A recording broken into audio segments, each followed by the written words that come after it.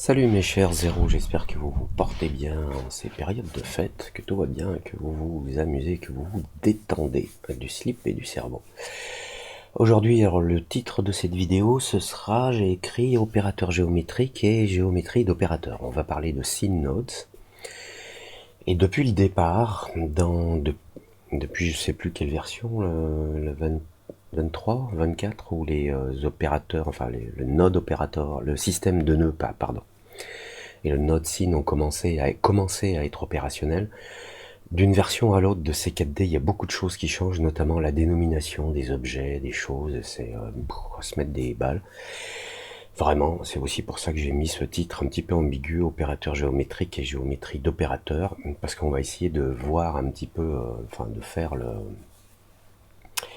de faire le, comment dire, j'allais dire faire le point, mais c'est une expression que je n'aime pas, j'essaye de déplacer une fenêtre sans que ça m'embarrasse.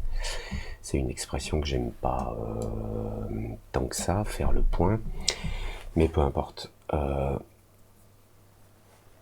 Qu'il y a différence, enfin, il y a une différence, il y a des objets qui sont par exemple des primitives. Quand vous créez un cube avec les fonctions de création d'objets ici, vous créez un cube. Dans la liste d'objets, vous avez un cube, mais vous n'avez pas qu'un cube. Ça se résume pas à des coordonnées de quelques points rattachés ensemble. Il y a d'autres paramètres en plus. Donc, il y a le cube qui est géométrique, sa géométrie, notamment une fonction qui va créer le cube parce que c'est un cube paramétrique, comme ça peut être un cylindre, une sphère paramétrique. Et une fois que l'objet est créé, avec ses points et ses faces, on a d'autres outils qui vont permettre de faire d'autres choses une fois que la création de l'objet paramétrique est faite. Quand je dis une fois que la création est faite, on va prendre un truc simple. Alors je vais rester pour l'instant dans cette disposition si ça ne vous dérange pas. Voilà, quand je crée un cube, là j'ai mon cube dans ma liste d'objets là en haut, j'ai mon cube dans le viewport, et j'ai cette section object. Et dans cette section object, en fait, j'ai la fabrication de mon cube. La fabrication elle-même. C'est-à-dire des infos pour donner sa taille en largeur, en hauteur et en profondeur. Donc là, je fabrique les géométries, et je peux fabriquer une géométrie avec un certain nombre de segments dans toutes les directions, ce qui me donne plus de points et plus de faces. Et une fois que le côté paramétrique du cube a été opéré, le cube, dans sa fonction paramétrique, il est créé, bien. Mais on se rend compte que quand on va dans l'onglet Coordinates, là, on a des fonctions supplémentaires qui permettent de déplacer.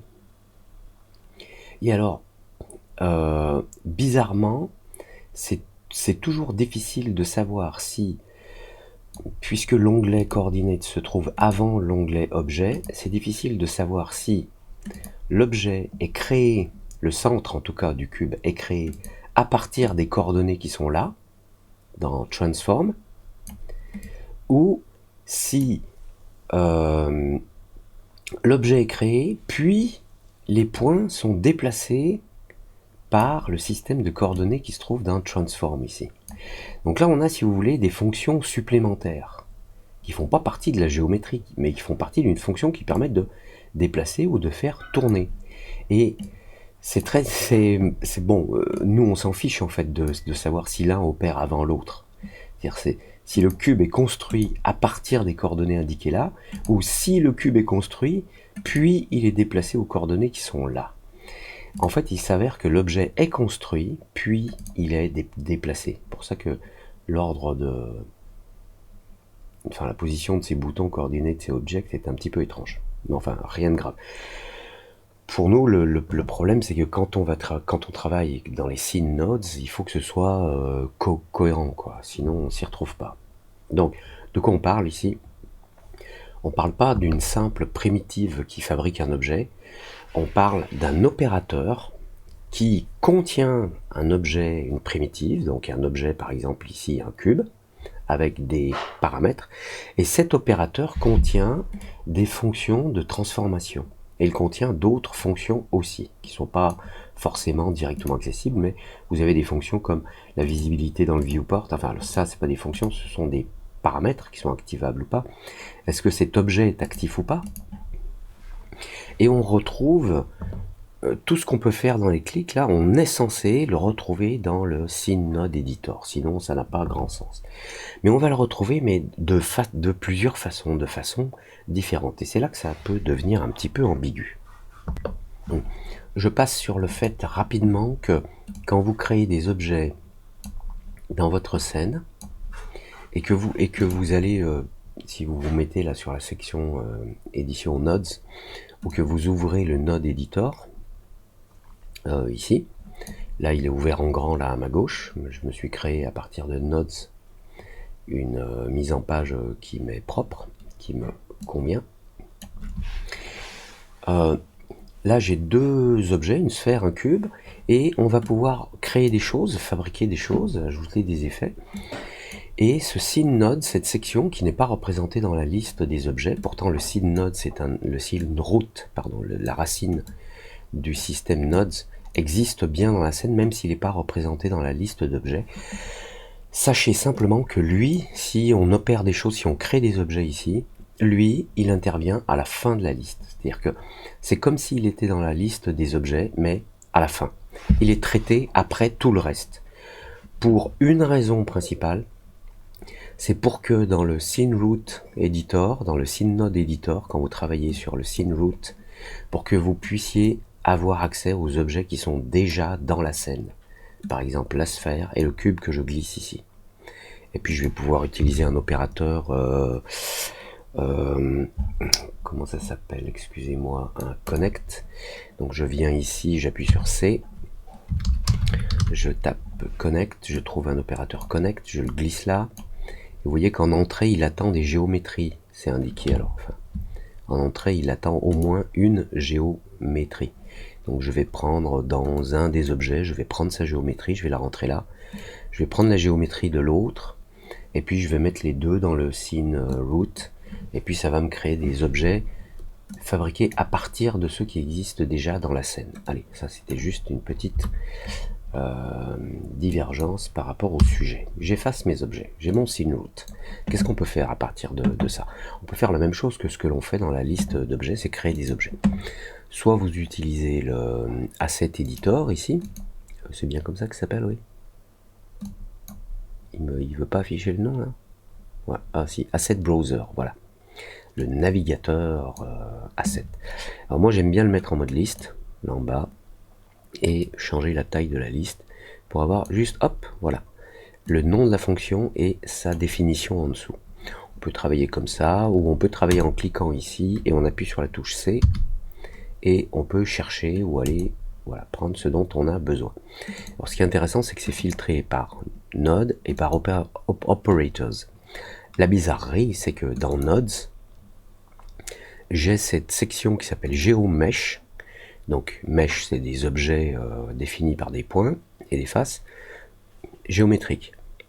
Donc j'ai dans la section Nodes ici, j'ai des GeoMesh et j'ai par exemple le cube. Et en dessous, on voit, c'est marqué, c'est un Node Operator, Nodes de type GeoMesh. Et quand je vais dans Operators, dans GeoMesh, j'ai le cube et c'est le même en fait. En fait, on le retrouve à deux endroits. Donc là, ça commence à se compliquer un petit peu parce que, oui, effectivement, si je le glisse là, ça devient un node. Je l'enlève. Mais on est dans la section opérateur. Donc si je suis dans node et que je le glisse là, c'est bien un node. Si je suis dans opérateur et que je glisse là, c'est bien un node. Tous les deux, ce sont des nodes. Tous les deux, ces deux cubes qui ont simplement une géométrie, tous les deux, ce sont des nodes parce que ici, là où je suis en train de travailler, dans le Scene Node Editor, il n'y a que des nodes. Certains créent des choses, d'autres font des opérations sur des éléments qui existent, mais là, par exemple, ce node cube, il fait une opération, il crée quelque chose et il crée en sortie une géométrie. Si je glisse directement cette géométrie, alors, si votre Scene Node n'est pas ouvert, là, vous avez une section Children. Vous pouvez l'ouvrir, vous avez le Children 1, le premier, et à côté de Children, vous avez un bouton plus. Mais si vous, donc, on peut ajouter un nouvel enfant en cliquant sur plus, et enfin un nouvel enfant, un nouvel objet dans la liste du Scene Root. Si vous cliquez sur le Scene Root, en bas à droite, là, dans les attributs, vous avez un bouton qui s'appelle Add Children, qui va ajouter un Children 3. et vous avez un bouton Remove Children qui va enlever le dernier. Alors c'est très étonnant qu'ici on ne puisse pas désigner lequel on souhaite supprimer. Remove Children, ça efface le dernier de la liste. Alors que si on vient ici, alors si j'en crée par 1, 2, si on vient ici, on peut ici avec la petite croix rouge effacer le 3 sans effacer le 4. Donc le bouton Remove Children efface le dernier, et ici vous pouvez supprimer celui que vous voulez. Donc si je garde le 1, 2, 4 ici, et que je fais Add Children là, maintenant j'en ai un 5e. Bizarre qu'il n'ait pas vu qu'il manque un numéro 2. Bon, peu importe, allez, on enlève ça.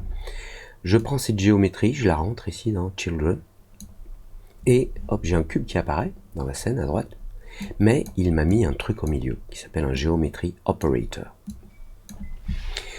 Geometry Operator, c'est, comme son nom l'indique, un opérateur de géométrie. Parce que, comme je vous l'ai expliqué, le cube fabrique la géométrie du cube.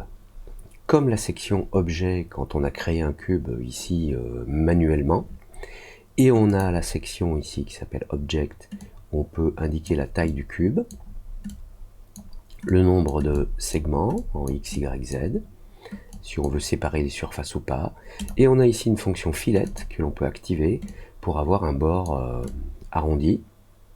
Voilà.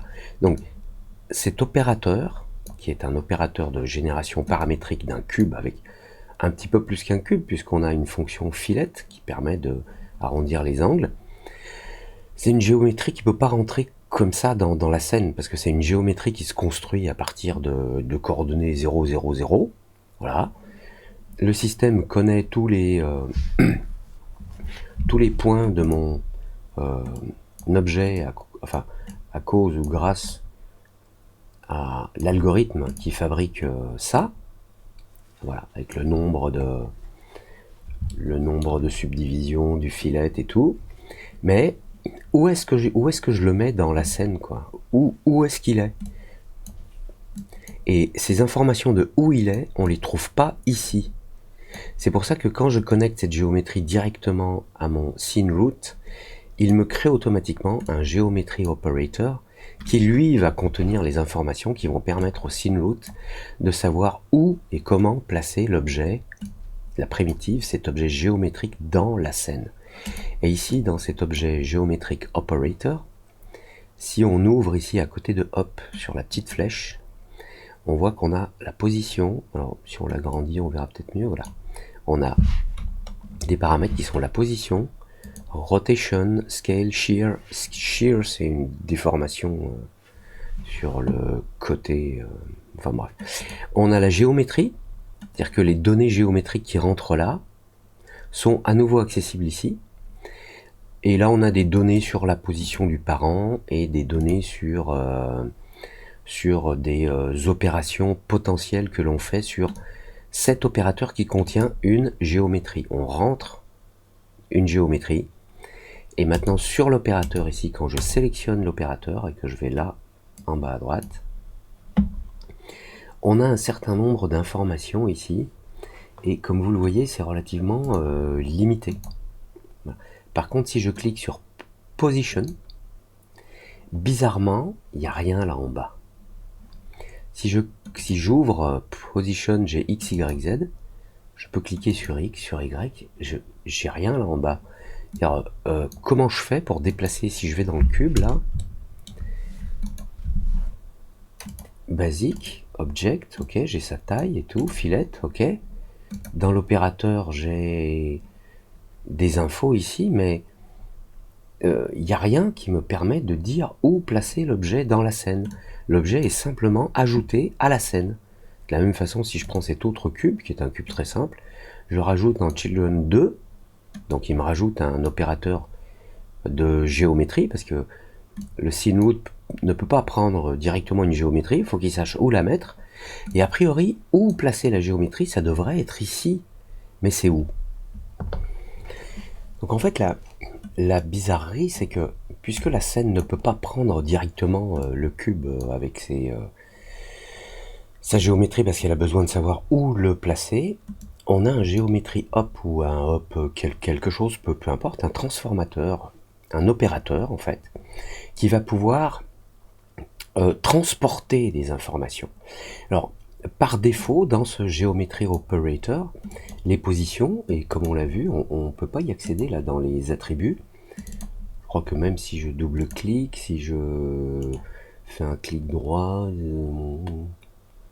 non, on ne peut pas accéder aux infos, elles sont disponibles en sortie, mais lui, il a besoin des infos, et puisqu'il n'en a pas, notamment sur la position de l'objet, par défaut, les valeurs, c'est 0, 0, 0 sur la position. Par défaut, sur la section Rotation Skill Shear, c'est 0, 0, 0 pour la rotation, 1, 1, 1 pour l'échelle, et 0, 0, 0 pour le shear. Ces infos sont accessibles ici. Et alors, on peut faire un truc amusant pour s'en rendre compte que ce Geometry Ops, il génère des coordonnées par défaut qui sont 0, 0, 0. C'est que si on crée, par exemple, ici, alors je clique ici et j'appuie sur C, et je vais taper texte, et je vais choisir, par exemple, un GeoSpline, voilà. Donc je double-clique, donc il me crée un texte.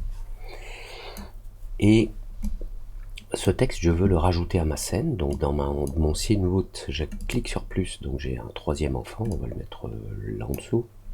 Attendez, je pousse un petit peu ça, histoire que ce soit un petit peu plus propre. Lui, si j'essaye de le mettre dans le Children 3, hop, il me crée automatiquement un géométrie opérateur au milieu, parce qu'il ne peut pas prendre directement une géométrie. Et on voit le texte apparaître là. Et le texte par défaut de cet objet, qui est un générateur, donc enfin un objet paramétrique spline text, il a une valeur par défaut qui est texte. Et moi je voudrais pouvoir prendre une valeur qui vient d'ailleurs. Par exemple, j'aimerais récupérer la coordonnée X de la position de ce Geometry Operator pour le rentrer en tant que champ de texte ici. Alors, pour le faire, on peut aller sur ce node, cet opérateur qui génère un texte en spline. On peut cliquer sur le petit bouton ici. Je crois que si on clique une seconde, quelle est la meilleure façon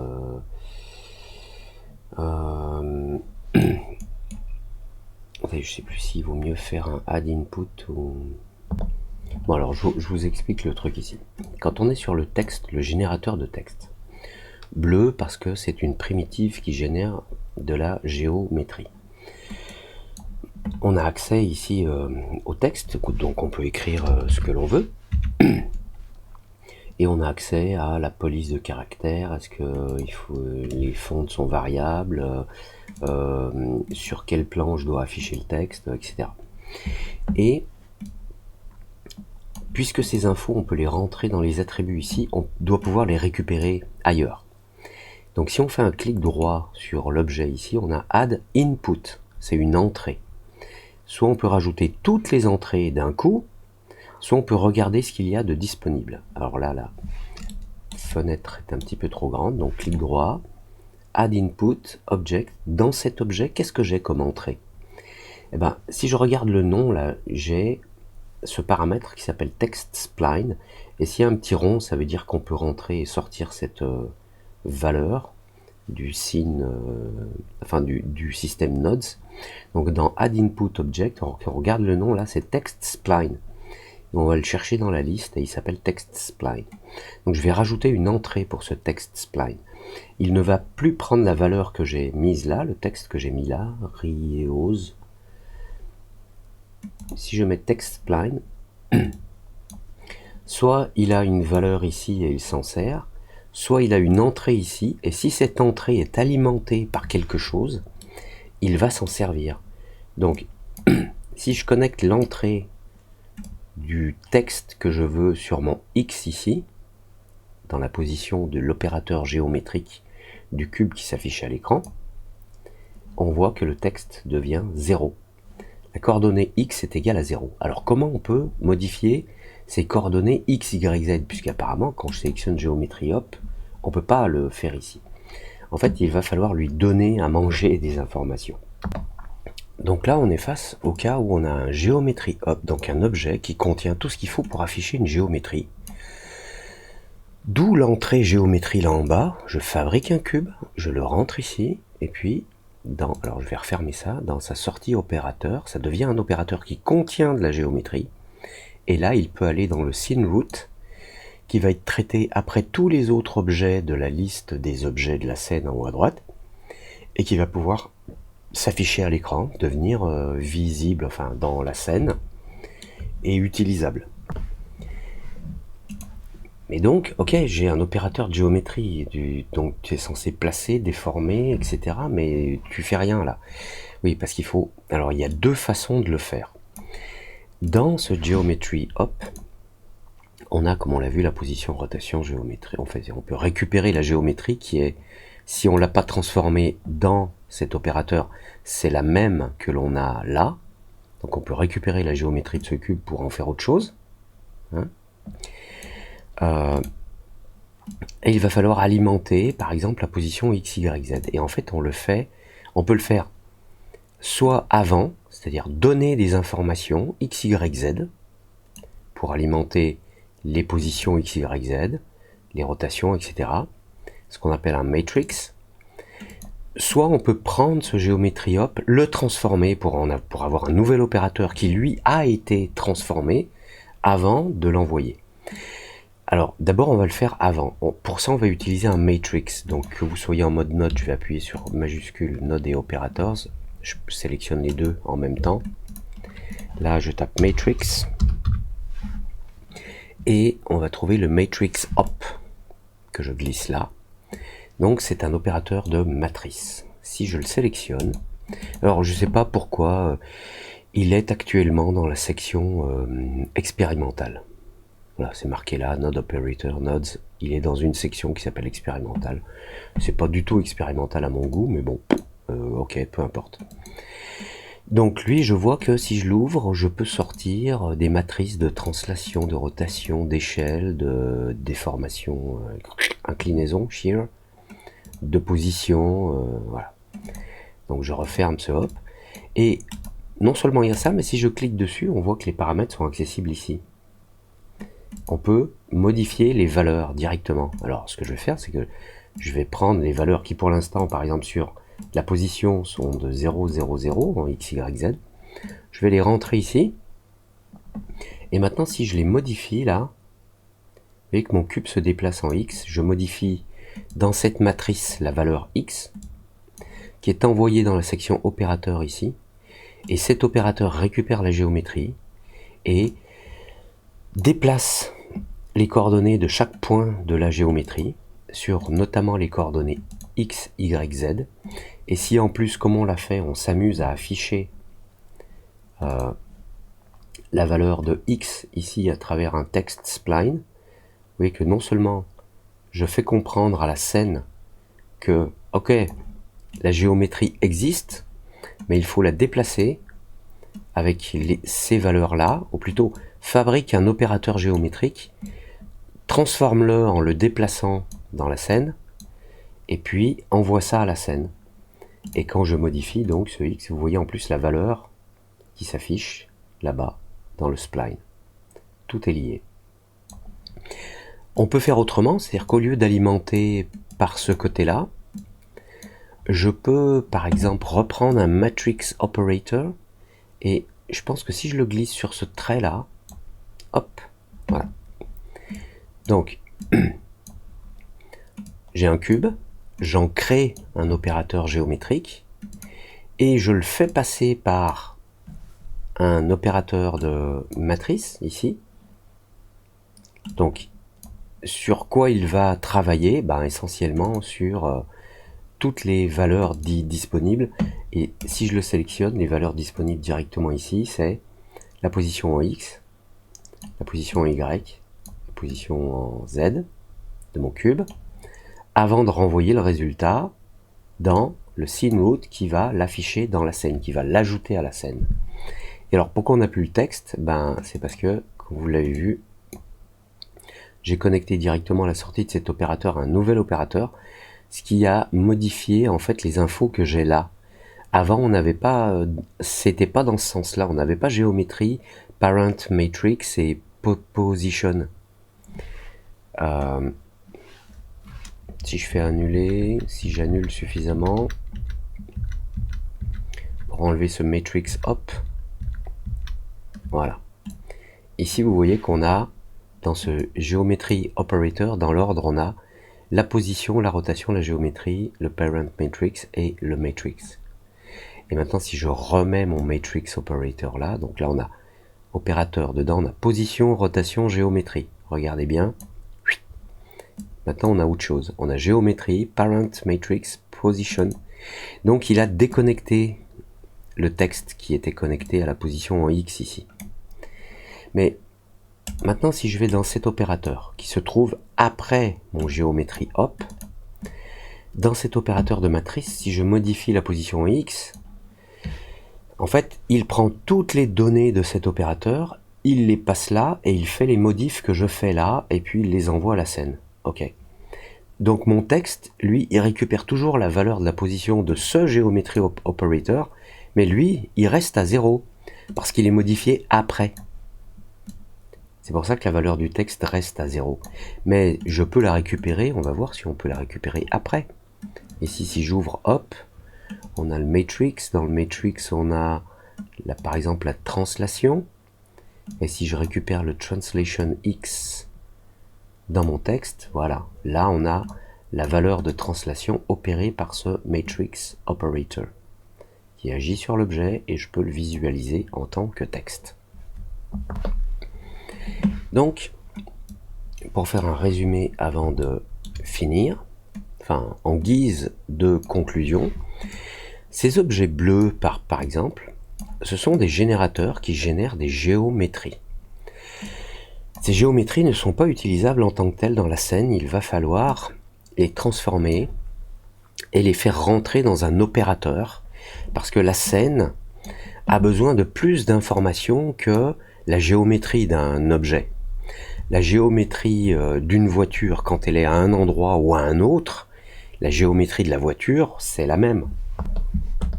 Tiens, je pense cette métaphore vient de me venir d'un coup, mais c'est ça. Si vous fabriquez une voiture à Milan, elle a une certaine longueur, vous l'amenez à Lyon, à Paris, sa longueur est la même. Donc ça, ce générateur de géométrie, qui est un opérateur, dans la scène, il opère, il fabrique une géométrie. Cette géométrie est valable, quel que soit l'endroit où je la mets dans la scène. Et il faut que ça devienne ce qu'on appelle un opérateur, même si là on a un opérateur qui génère une géométrie. Pour la scène, il faut un opérateur complet, si je puis me permettre.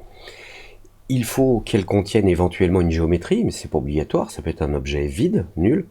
Mais l'objet scène, la scène elle-même, ne pourra s'occuper d'un objet que si c'est un opérateur qui va contenir des coordonnées, le parent s'il en a un, les enfants s'il en a, etc. Donc, vous pouvez transformer les données avant ou après, mais la scène, elle a besoin d'un opérateur pour être, on va dire, visualisable, affiché et utilisable. Ces opérateurs peuvent être transformés. Donc là, on a on va dire un opérateur géométrique ou un opérateur de géométrie. Donc, il peut prendre soit une géométrie en entrée, soit un opérateur qui lui-même contient une géométrie. Parce que ce géométrie hop là, il contient ici la géométrie de mon cube. Ensuite, il stocke des informations de base, mais on va les modifier.